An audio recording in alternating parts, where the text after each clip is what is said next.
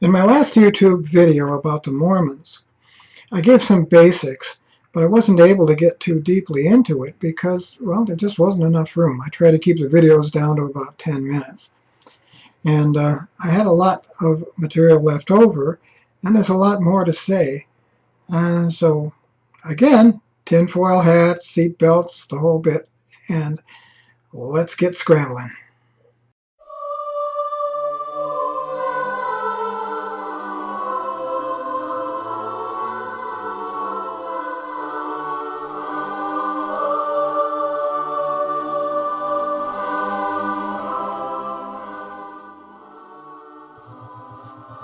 Hello YouTube denizens, it's Herc, and I'm back to talk about the Mormons a little more. I'd like to point out right from the outset that a lot of the things that I might say here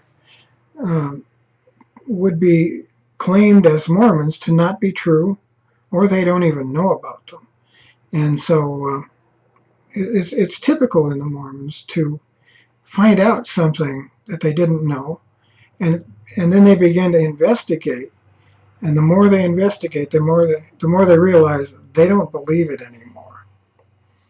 And so, last time I talked about the basics of Joseph Smith finding the plates and translating them, and that's what supposedly became the Book of Mormon.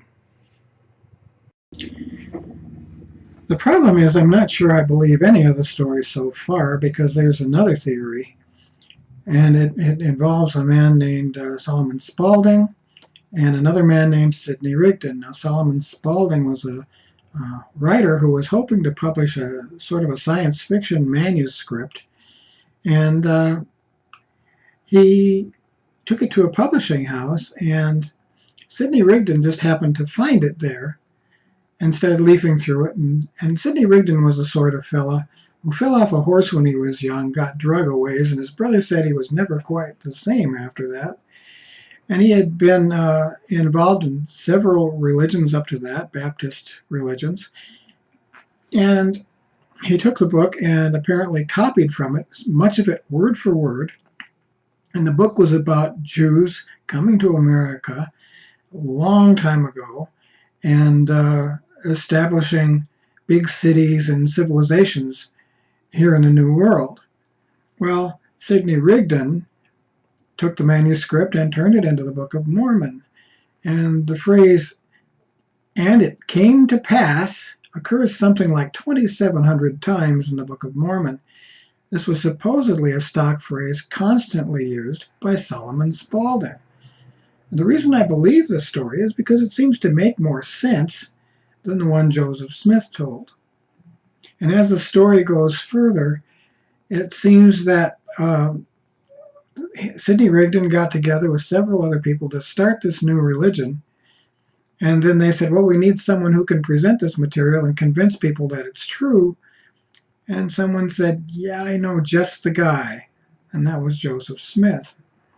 Textual studies have found that it appears that Joseph Smith may have written some small parts of the Book of Mormon, very small parts. And that could be true, and it may not be. But it's up to you to decide, and you can find more information on this by looking for a Spaulding-Rigdon theory online. For a lot of Mormons, they don't seem to think that there's a reason why Joseph Smith was jailed in Carthage and then killed. But there were a lot of events leading up to this. There were about 300 Mormons, I think, who were against Joseph Smith and many of his teachings. And they had put together a newspaper that published only one issue. And the Nauvoo Expositor published that Joseph Smith was whoring and doing all kinds of horrible things and practicing polygamy and bringing women there just to lure them into polygamy and things like that. Well, Joseph got wind of it, and having appointed himself the town's mayor, apparently he just had the printing press destroyed. And that was one of the many things.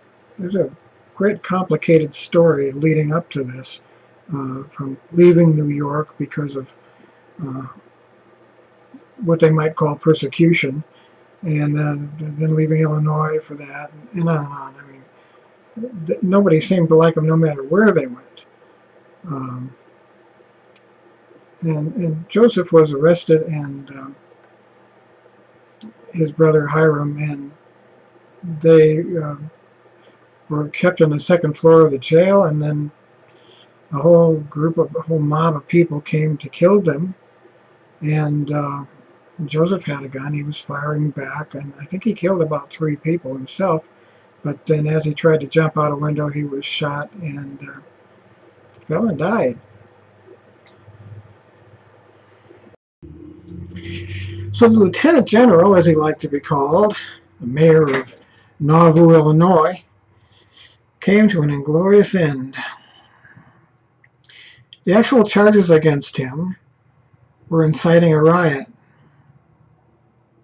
He and the city council of Nauvoo got together and made an ordinance regarding libel. Always good to silence your opponents when you're a politician, no? Anyway, the complex events leading up to Joseph's incarceration involved an arrest warrant in Carthage, Missouri, and Joseph filing a writ of habeas corpus to try to get out of it. And then he got kind of nervous and thought maybe he'd flee to the Rockies, but then before he could leave, somebody got a hold of him and told him that they thought a mob was going to attack Nauvoo. And for some reason, he decided to stay and allow himself to be arrested. Who knows what was going through his mind? He probably thought his charm would get him through anything that anybody could throw at him. But it didn't work so well this time. It seems amazing that someone could claim themselves a prophet and lure so many people into their society. But Joseph Smith seemed to have a knack for that sort of thing. And there are many other prophets throughout history, including modern times, who have managed to get a huge following. And it's incredible that people can believe the kind of stuff that they had. You know, he incorporated a lot of masonry into the Mormon faith with symbols and handshakes and other secret society type things, and copied a good portion of the King James Bible into the Book of Mormon. It's a kind of a hodgepodge of all sorts of things that developed as time went on, and I don't know how he did it, but today there are quite a few million people who think he was the real McCoy. I don't think so. I hope it made you think. Thanks for watching.